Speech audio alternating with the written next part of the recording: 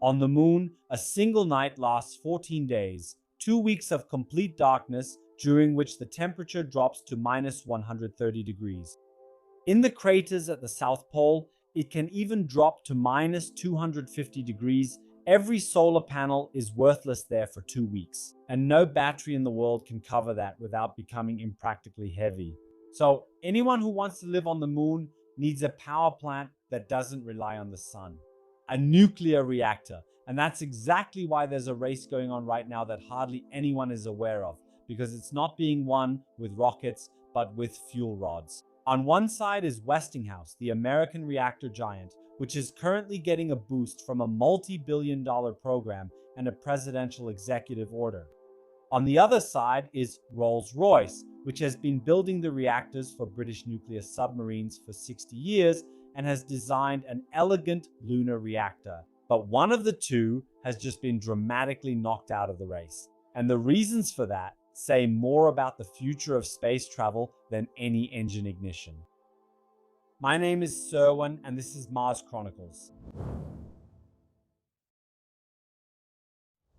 Before we get to the duel, let's quickly cover the basics of why it has to be reactors in the first place. Nuclear energy has been along for the ride for a long time, but almost always in the form of so-called radioisotope batteries. The technical term is radioisotope thermoelectric generators, or RTG for short. They're inside the Voyager probes, Cassini, and the Mars rover. But an RTG isn't a reactor. It's more like a radioactive battery in which decaying plutonium gives off heat. A few hundred watts, nothing more. A real fission reactor, on the other hand, is a power plant with a chain reaction controllable at 10,000 times the output. And now, the number that explains the whole race. The United States has sent exactly one nuclear reactor into space in its entire history. SNAP 10A in 1965. The Soviet Union, on the other hand, launched dozens, mainly on radar reconnaissance satellites. Since then, there has been decades of radio silence. This was only interrupted in 2018 when NASA, with the Kilopower project and its test reactor Krusty, successfully ran a compact fission reactor on the ground for the first time since then. The United States has invested over $200 billion over the decades in dozens of nuclear spaceflight efforts, and almost none of that has actually flown. That's exactly what is supposed to change now, and it's supposed to happen quickly. Let's take a look at the two contenders. First, Westinghouse. Their lunar candidate is based on the eVinci, a microreactor that the company also wants to sell on Earth. There, with 5 megawatts of power. For space, it is scaled down to 10 to 100 kilowatts of electric output, and the design is almost outrageously clever for use in a vacuum. The core components are so-called heat pipes, which transport heat from the reactor core completely passively. No pumps, no circulating coolant, no cooling circuit that could break down. What sounds like a nice bonus on Earth is the crucial point in space.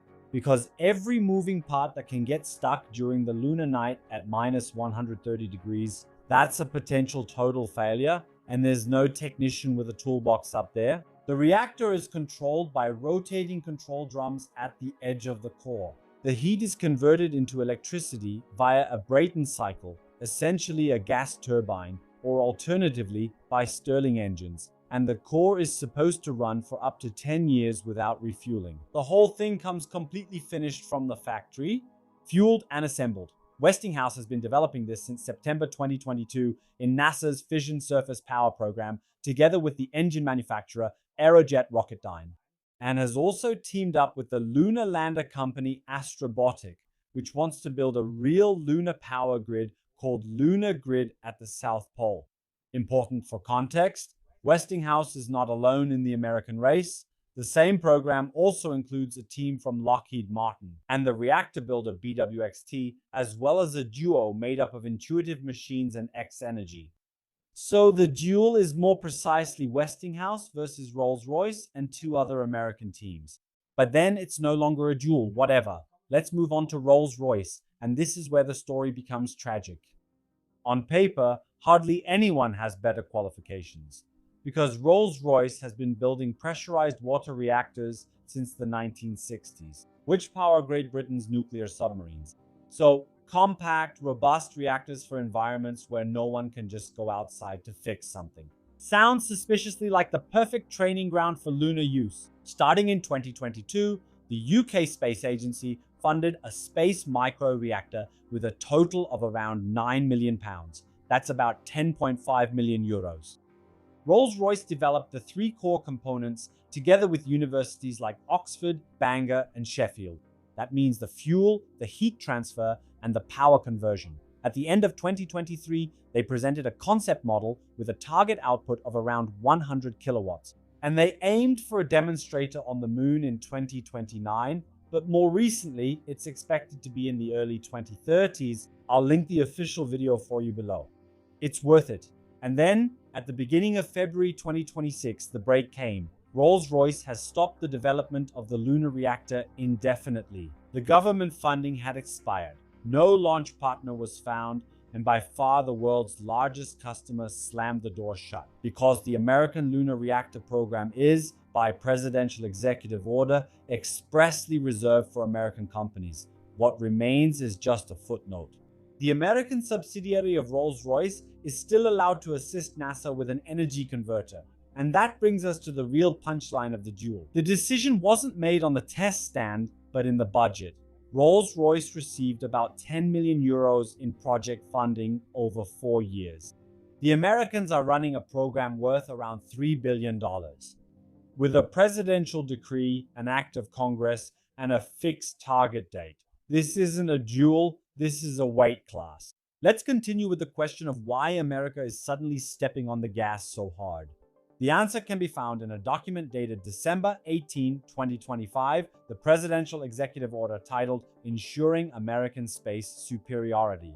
In plain English, something like securing American superiority in space. It not only calls for the return of astronauts to the moon by 2028 and a permanent outpost by 2030, but also explicitly requires a ready-to-launch lunar reactor by 2030 with around 100 kilowatts of power. Back in August 2025, the then interim NASA chief, Sean Duffy, accelerated the program with a directive and explained the reasons for it with remarkable openness.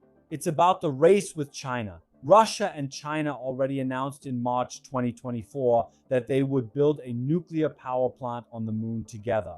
And now comes the geopolitical detail that you have to read twice. Whoever operates a reactor on the moon first can declare a safety zone around their facility according to the Artemis Accords. Others are not simply allowed to build within it. The NASA directive itself warns the first country with a lunar reactor could declare such a zone precisely where the best spots are. At the South Pole, where water ice lies in eternally dark craters, and right next to them, mountain ridges are almost permanently in sunlight. So the reactor is not just a power plant. It is a territorial claim with fuel rods. NASA is now even taking over launch and landing for the future reactor, so that the manufacturers only have to take care of the device itself. And at the Idaho National Laboratory, a test bunker called Dome is being prepared, where the first experimental reactors are scheduled to go critical starting in 2026. And what does all this have to do with engines? A lot. And this brings us full circle to a spaceship that you know from two of my own videos, which I will of course link below. Space Reactor 1 Freedom, or SR1 for short. Announced in March 2026, it is scheduled to fly to Mars at the end of 2028 as the first fission-powered interplanetary spaceship in history. At one end sits a fission reactor with 20 kilowatts of electrical output, fueled with HALEU, which is more highly enriched but still not weapons-grade uranium. The heat is converted into electricity via a closed Brayton cycle. And this electricity powers Hall thrusters at the other end, which are ion engines. The reactor is literally the engine here. This is called nuclear electric propulsion. Particularly elegant as a backbone is the recycled propulsion and power module from the cancelled Lunar Space Station Gateway. And as cargo, SR1 under the name Skyfall is carrying 3 Mars helicopters of the Ingenuity class. But above all, SR1 is supposed to pave the way for the Lunar Reactor 1, which is exactly the lunar reactor that this whole video is about. First, the reactor acts as the engine in flight, then it stands as a power plant on the moon. Finally, my honest assessment. First, the duel from the title is really a case study.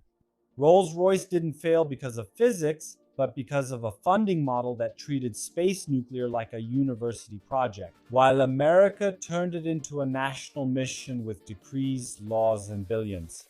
Europe should take this as a warning, because we have the same gap when it comes to launch vehicles and space stations. Secondly, the American program is not a sure thing either. Experts warn that the bottleneck is no longer reactor physics, but rather the infrastructure. There is simply a lack of vacuum-capable test facilities to fully test a reactor lander system before flight. So 2030 is an extremely ambitious goal. And third, the direction is still clear. For the first time since the 1960s, nuclear energy in space is no longer just a paper project, but actually has target dates, test bunkers, and a spacecraft under construction. The lunar night lasts for 14 days. But for the first time, someone is seriously working to keep the lights on during it. And whether, in the end, an American, a Chinese Russian, or perhaps once again a European logo will be displayed above it is one of the most exciting geopolitical questions of the coming decade. My name is Serwan, and that was Mars Chronicles. Thank you for tuning in. Per astra. Goodbye.